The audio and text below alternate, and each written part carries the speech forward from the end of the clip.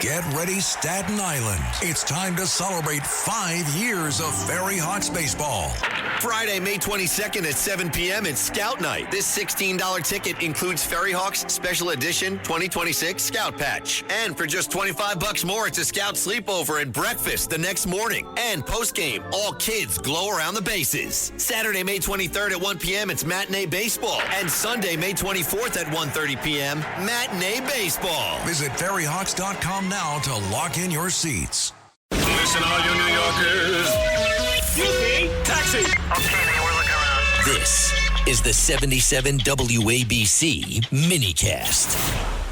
Craig Carton, I was listening. My guy Ray drives me home on the shuttle. And I was listening to Craig and C-Mac a couple of days ago, and Craig was going on and on about the Knicks sweeping Cleveland. And the Knicks are down by 22 the other night, and it took everything I had, because I'm a Knicks fan. I want the Knicks to sweep. But it took everything I had not to text Craig and go, I told you that was nuts. And then they won. So maybe he's not so nuts. Craig, you're looking pretty good this morning, buddy, aren't you? I always look good. That's exactly what happens. That's exactly right. You were concerned about the Cleveland Cavaliers? I thought you used to be a sports guy. And No, I'm not concerned about the Cavaliers winning. I think Knicks in 4 is a stretch. I think Knicks in 6. Philadelphia 4. Yeah. Atlanta essentially was in 4. Yeah. Right? I know it's 6, but 4, it seemed like 4 to me. Are you talking about the most dominant playoff run in the history of the NBA? I'm worried about Donovan Mitchell. No, not today, I'm not. Well, you should. He's a pretty good player. And I know he's a good player, but like we robbed their souls. No, that's what happens when you blow a 22-point lead with 7 minutes to go. They're now soulless. So they show up today, they're shells of themselves. And the New York Knicks win tonight's game, I'm guessing anywhere from 16 to 22 points. But it's interesting because I was listening to you earlier today, sitting in traffic at the Lincoln Tunnel, which is awesome. Can you? I don't think you were very clear this morning on your feelings about Brad Landon. I was wondering if you could maybe expand upon how you really feel about that guy, because you were not very clear about it at 6 o'clock in the morning, at 7 o'clock in the morning, I know at 8 o'clock in the morning. You're not. I know. Yeah. I know. You know, these people, every day I find somebody else I hate more than the guy yesterday. It's fascinating to me because you're a lover, not a hater. Right. And every single day. Yes. You concoct some type of hatred for people that's unbecoming of you. I know. What does that tell you, though, about our city? I know you're in Jersey. And what is going on with your state? Mikey Muhammad, Cheryl, what with these kids? They're running wild in Long Branch. What the hell's going on there? Yeah, I remember the good old days, Pier 5 in Long Branch before the haunted house burned down. Yes. Where Long Branch was a great place to be. And Long Branch was always sadly, division of the haves and the have-nots. And it appears that maybe the have-nots are rebelling now against the haves. So that's all that is. But look, I lived in Tribeca for a decade. I was born in Mount Sinai on the Upper East Side. I lived, where else did I live? I lived in the Bronx. And I'm a New York City kid. Wait a second. You are you're Mr. New Rochelle is what you are. That's why, I spent my formative years in New Rochelle. That's correct. But I was born in New York City, lived in the toughest part of the Bronx. You may know it, Riverdale.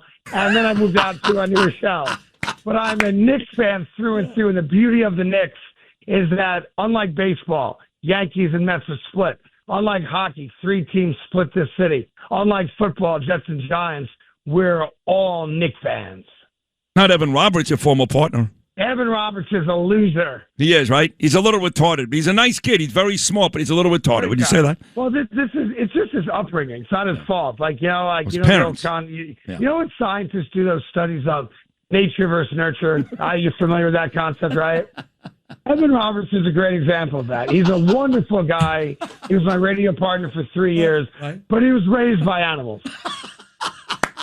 So you're saying that Evan Roberts was raised by animals because he roots for the Brooklyn Nets? Quick story about Evan Roberts. It's a true story. He doesn't mind me telling it because he's told it before.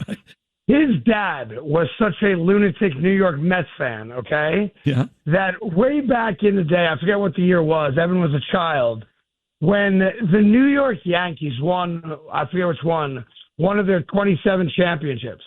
Evan Roberts' dad took it so personally that he left the country.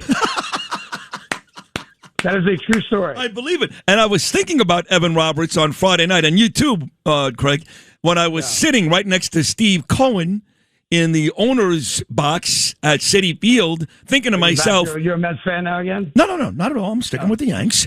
But I know Evan is, and I know Evan's father now is, and those guys never got close to sitting in Steve Cohen's box, did they? No, they did not. They were incurring favor to the owner for a free jersey. No.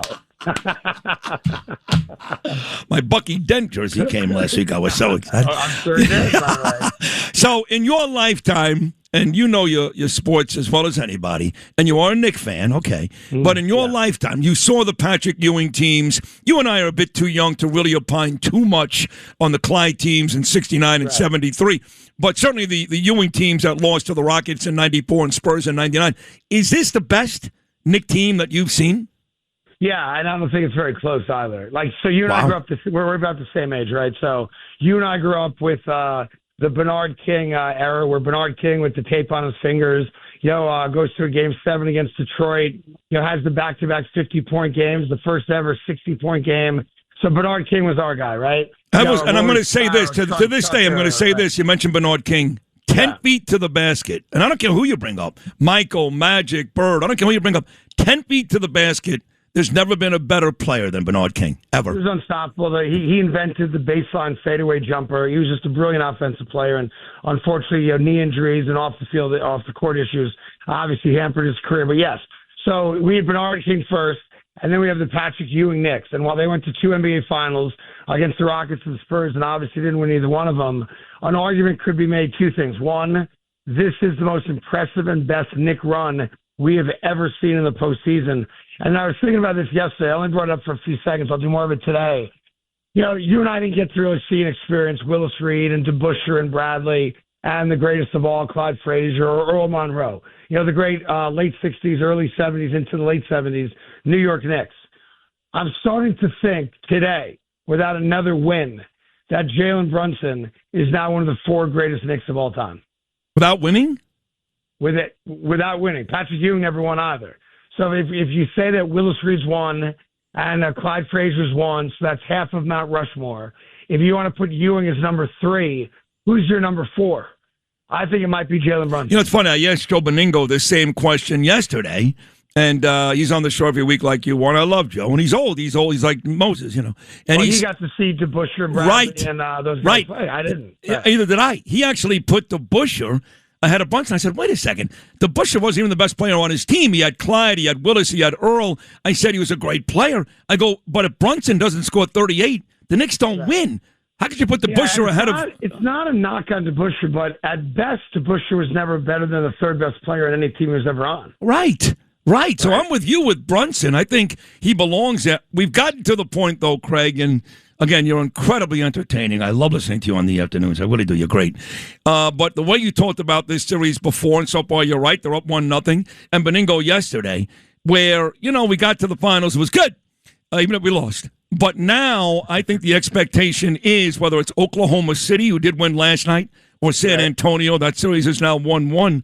Winning this series against Cleveland is not going to be good enough. Knicks fans don't desire, they expect to win the NBA championship. Is that fair to say?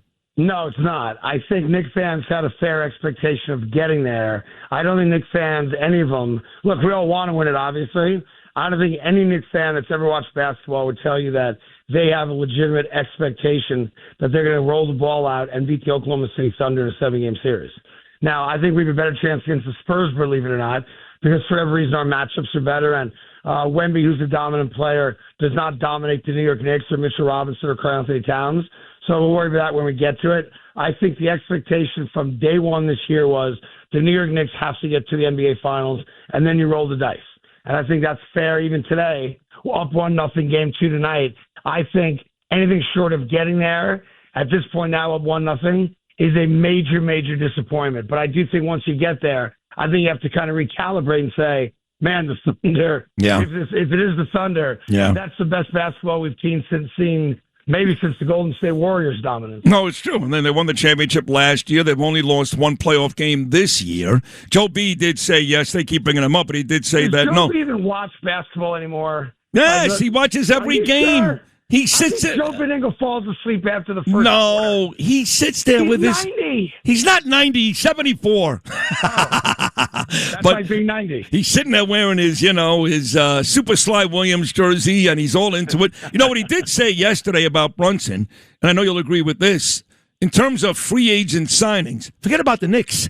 New York history. Like, we all thought Reggie Jackson was the greatest free agent signing in New York sports history. And that still may be the case, Reggie. Sure. But Joe B says no. He thinks Jalen Brunson is the greatest free agent signing in New York sports history. Yeah, I wouldn't argue against that. Yeah. I think when you talk about the greatest acquisitions, whether it's trade or free agent signings, I think you talk about Mark Messier, you talk about A-Rod, yes, and you talk about Jalen Brunson. Oh, yeah. and you talk about Earl Monroe. Right. All the Earl Monroe. Well, and Reggie. Played And for Reggie. a decade. Reggie. And Reggie, of course, in the late 70s, yeah. And I don't think the list is much longer than that. If you talk about the greatest acquisitions in New York City history, I think Joe's right that they're all in that conversation for sure.